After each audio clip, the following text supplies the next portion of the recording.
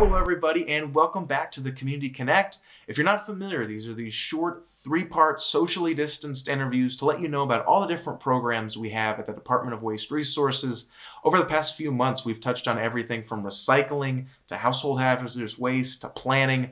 We've really gone top to bottom through the whole department, and we figured there was no better way to conclude learning about the Department of Waste Resources than to talk to the person who oversees it, our General Manager and Chief Engineer, Hans Kernkamp.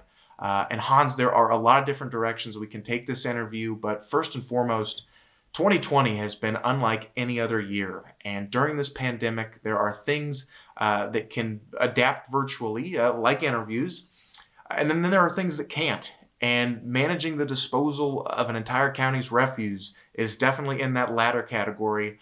Our landfills have stayed open and uninterrupted during this whole pandemic. So let's just talk a little bit more about that endeavor to keep this essential service running. Well, thanks, Cameron. Like everybody else, we've really been affected by the pandemic.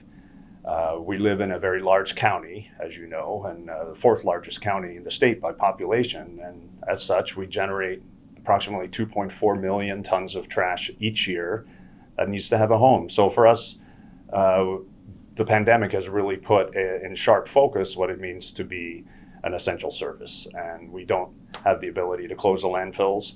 And the trash volumes have stayed very constant during this time. And as a matter of fact, we're seeing more individual trips to the landfill, probably a 50% increase in the amount of customers coming to the landfill. So I'm really proud of how our staff has responded to these challenges. We've obviously had to put in a significant amount of different procedures that our staff has adapted to.